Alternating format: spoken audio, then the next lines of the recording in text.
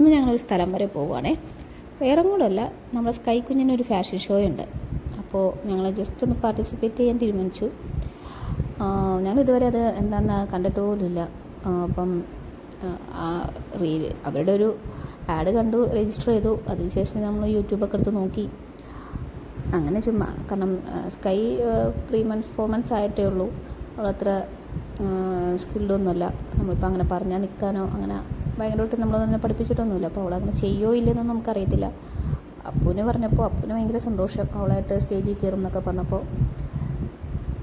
അതുകൊണ്ട് ഞങ്ങൾ പിന്നെ അപ്പൂടനൊരു എക്സ്പീരിയൻസ് ആയിക്കോട്ടെ എന്ന് ഓർത്ത് നമ്മൾ കൊണ്ടുപോയതാണ്. അവിടെ ഒരുപാട് പെറ്റ്സ് ഉണ്ടായിരുന്നു. അവിടെ ക്യാറ്റ്സും ഡോഗ്സൊക്കെ ഉണ്ടായിരുന്നു. നമ്മുടെ ഷിറ്റ്സു അങ്ങനെയുള്ള കുഞ്ഞൻ ഡോഗുകളുടെ ഷോയാണ് കാണുന്നത്. ഇതൊക്കെ ഫസ്റ്റ് കുറേ വെറൈറ്റി ഡോഗ്സിനൊക്കെ നേരിട്ട് കാണാൻ പറ്റി. ഇതൊക്കെ നമ്മൾ ഓൺലൈൻ മാത്രം ഞാൻ നേരിട്ട് ഇതുവരെ കണ്ടിട്ടൊന്നുമില്ല. കാരണം അങ്ങനെ ഡോഗ്സിനെ വലിയ കാര്യമായിട്ടൊന്നും വളർത്തിയിട്ടില്ല. ഒരു തവണ മാത്രമേ എനിക്ക് മുമ്പായിട്ട് വളർത്തിയിട്ടുള്ളൂ. പിന്നെ നമ്മുടെ കേമന്മാരായ ഡോഗ്സും ഉണ്ടായിരുന്നു. പക്ഷേ അവരൊക്കെ എത്ര അനുസരണോടെ നിൽക്കുന്നത്. സ്കൈനോട് ഇങ്ങനെ നിൽക്കാൻ പറഞ്ഞാൽ നിൽക്കത്തൊന്നുമില്ല. സ്കൈ ഇങ്ങനെ ഫുൾ ഓടിക്കൊണ്ടിരിക്കും. ഇപ്പന്മാരെയൊക്കെ നിപ്പറയിട്ട് കൊത്തിയാവണം, എന്തെങ്കിലും അവർ പറഞ്ഞാൽ അതുപോലെ തന്നെ ചെയ്തോളൂ. പിന്നെ നമ്മുടെ ജർമ്മൻ ഷെപ്പേർഡിൻ്റെ ഷോയൊക്കെ ഉണ്ടായിരുന്നു. കാണാൻ നല്ല രസമായിരുന്നു കേട്ടോ ഇത്. സ്കൈക്ക് പിന്നെ അവിടെ ചെന്നിറങ്ങിയ പാടെ ഒരുപാട് കുട്ടി ഫാൻസിനെ കിട്ടിയായിരുന്നു. പിന്നെ വലിയ ഡോഗ്സിനെയൊക്കെ കാണുമ്പോൾ ആളൊന്ന് ചെറുതായിട്ട് പേടിക്കുന്നുണ്ട്. താൻ സേഫ് ആണോ എന്നൊക്കെ ആൾ നോക്കുന്നുണ്ട്.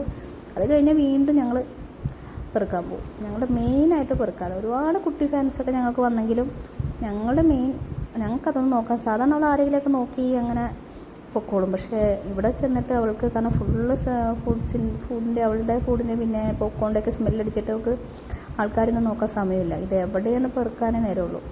ഒരുപാട് പിള്ളേർ വന്നിട്ട് അവളെ ഇതാക്കിയിട്ടൊന്നും ആൾ ഫുൾ ബിസിയായിരുന്നു. പിന്നെ ഞങ്ങൾ സ്കൈയുടെ ഷോയുടെ അങ്ങോട്ട് പോയി. അവിടെ ഫുഡ് കോർട്ടും ബേർഡ്സിൻ്റെ ഇതൊക്കെ ഉണ്ടായിരുന്നു.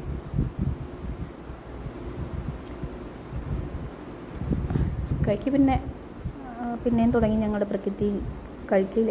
പിന്നെ നമ്മുടെ ഒരു കുഞ്ഞ് ക്ലിപ്പൊക്കെ ഞങ്ങൾ മേടിച്ചിട്ടുണ്ടായിരുന്നു. ഞങ്ങൾ ആകെ മേടിച്ചത് ഒരു കുഞ്ഞ് ക്ലിപ്പ് മാത്രമായിരുന്നു. വേറെ ഒന്നും മേടിച്ചില്ല. കാരണം ആദ്യമായിട്ട് പോകുമ്പോൾ ജസ്റ്റ് ഒന്ന് പോവുക, പാർട്ടിസിപ്പേറ്റ് ചെയ്യുക എന്നുള്ളത് മാത്രമേ ഉണ്ടായിരുന്നുള്ളൂ. ആ ക്ലിപ്പ് തന്നെ അവൾ വെക്കാൻ സമ്മതിക്കുന്നുണ്ടായിരുന്നില്ല. ഇത് പെറ്റ്സിൻ്റെ സ്കില്ലായിരുന്നു. സ്കൈ ഇരിക്കാൻ പറഞ്ഞാൽ ഇരിക്കും. പക്ഷെ ആ സമയത്ത് അവൾക്ക് അതിനുള്ള മൂടൊന്നും ഉണ്ടായിരുന്നില്ല. എന്തൊക്കെ എത്ര പറഞ്ഞിട്ട് ഇരിക്കുന്നുണ്ടായിരുന്നില്ല. എന്നിട്ടും അവർ ഞങ്ങൾക്കൊരു ചെറിയ ഗിഫ്റ്റ് തന്നു.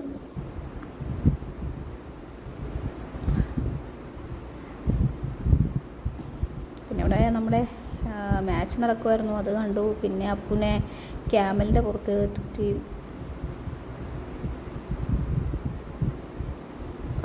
ഇതായിരുന്നു പരിപാടി. Post submit Holmes and റാക്സിൻ്റെ Malayala Manorama അവർ നടത്തിയതായിരുന്നു.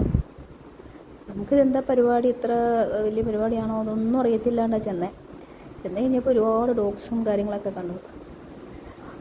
അങ്ങനെ സ്കൈയുടെയും സപ്പുവിൻ്റെയും സ്റ്റേജ് ഷോയുടെ സമയമായി. രണ്ടുപേരും കൂടി തപ്പിത്തറഞ്ഞ് വീഴല്ലേന്ന് മാത്രമേ ഇതുണ്ടായിരുന്നുള്ളൂ. കാരണം സ്കൈക്ക് ഇച്ചിരി കുസൃതി കൂടുതലാണ്. ചിലപ്പോൾ ഇവൻ്റെ കാലിൻ്റെ ഇപ്പം രണ്ടും കൂടി ഇവിടെ തന്നെ കളിക്കുമ്പോഴാണെങ്കിലും ഈ കാലിൻ്റെ കീഴെ കൂടി ഓടി രണ്ടും കൂടി ഇവിടെ വീഴും, കരച്ചിലാണ്, പ്രശ്നങ്ങളാണ്. അപ്പം സ്റ്റേജിൽ എങ്ങനെ ചെയ്യുമെന്ന് ഞങ്ങൾക്ക് ഭയങ്കര ടെൻഷൻ ഉണ്ടായിരുന്നു. പക്ഷേ രണ്ടുപേരും കറക്റ്റായിട്ട് വലിയ കുഴപ്പമില്ലാണ്ട് ചെയ്തു. സ്കൈ അവൻ്റെ ഒപ്പം നടന്നു. അവിടെ എത്തിയപ്പോൾ ഞങ്ങൾക്കൊരു മണമൊക്കെ കിട്ടി. ഞങ്ങളവിടെ എത്തുമ്പോൾ ജസ്റ്റ് ഒന്ന് സിറ്റ് വരണമെന്ന് പറഞ്ഞിട്ടുണ്ടായിരുന്നു. അപ്പോൾ സിറ്റൊക്കെ പറഞ്ഞിരുത്താൻ നോക്കി, പക്ഷെ നടന്നില്ല. ഞങ്ങൾ പതിയെ തിരിച്ചു പൊക്കോളാൻ പറഞ്ഞു.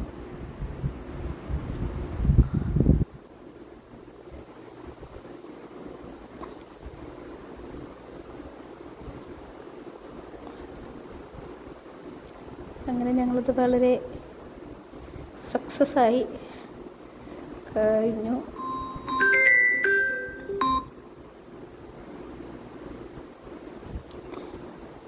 അപ്പോൾ കണ്ണടയൊക്കെ വെച്ച് ഭയങ്കര കൂളായിരുന്നേ.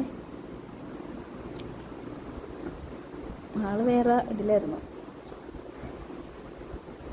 പിന്നെ പിന്നെ ഒരുപാട് പെറ്റ്സിൻ്റെ ഷോയൊക്കെ ഉണ്ടായിരുന്നു. ചിലതുങ്ങൾ നമുക്ക് ചിരി വരുമെന്ന്, വയ്യ ഞങ്ങൾക്ക് വയ്യ, ഞങ്ങൾ വേണമെങ്കിൽ എടുത്തുകൊണ്ടൊക്കെ പോകണം. ചിലർ ഭയങ്കര സ്മാർട്ടായിട്ട് പോകും. ചിലർക്ക് ഞങ്ങൾക്ക് ചില കുഞ്ഞന്മാരായിരുന്നു പ്രശ്നക്കാർ. അമ്മമാർക്ക് നടക്കാൻ വയ്യ പ്രശ്നങ്ങളൊക്കെ ആയിരുന്നു, പുന്നാരം കൂടിയിട്ട്. പിന്നെ നമ്മുടെ പാമ്പ്, ക്യാറ്റ്, ഡോഗ്സ്, അങ്ങനെ വെറൈറ്റി കുറേ ഇതൊക്കെ ഉണ്ടായിരുന്നു.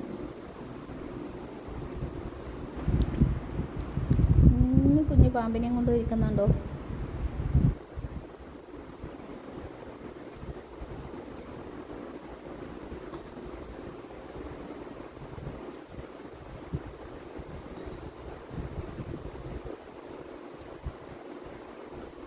ഇവർക്കായിരുന്നേ ഫസ്റ്റ് കിട്ടിയത്. നന്നായിട്ട് ചെയ്തു.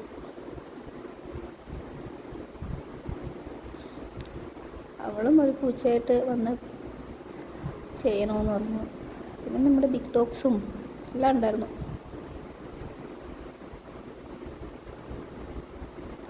പിള്ളേർക്കൊക്കെ ഭയങ്കര സന്തോഷമായി ഈ പെറ്റ്സിനെ കാണുമ്പോൾ.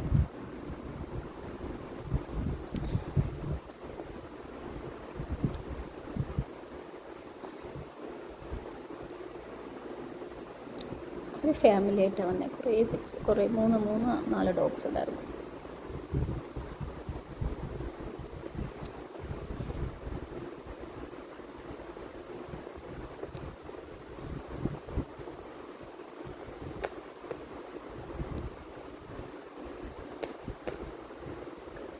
കൈ ക്ഷീണിച്ചു. കാഴ്ചയൊക്കെ കണ്ടിപ്പം കിടക്കുക. അവിടെ നിന്ന് കേക്ക് കഴിച്ചിട്ട് അത്യാവശ്യം ആളൊന്ന് വോമിറ്റൊക്കെ ചെയ്തു. ആവശ്യമില്ലാത്ത കുറേ പോപ്കോണൊക്കെ കഴിച്ച് വോമിറ്റ് ചെയ്തു. അങ്ങനെ വലിയ കുഴപ്പമുണ്ടായിരുന്നില്ല.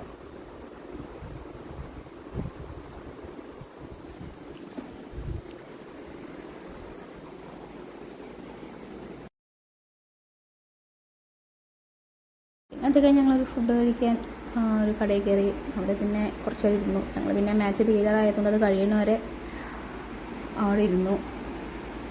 അതിൻ്റെ ഫൈനലും കണ്ടിട്ടാണ് ഞങ്ങൾ പോകുന്നത്. ആ ഷോപ്പ് അടിപൊളിയായിരുന്നു. കുറേ പഴയ വണ്ടികളുടെയൊക്കെ ഇതൊക്കെ ഉണ്ടാക്കി വെച്ചിട്ടുണ്ടായിരുന്നു. ഇത് കോട്ടയത്തുള്ളൊരു ചൈനീസ് റെസ്റ്റോറൻ്റാണ്, പേര് ഞാൻ മറന്നുപോയി. കൊള്ളായിരുന്നു. അങ്ങനെ ഞങ്ങളുടെ അന്നത്തെ പ്രോഗ്രാമും കഴിഞ്ഞു. ഇന്ത്യ ഫൈനലി ജയിക്കുകയും ചെയ്തു.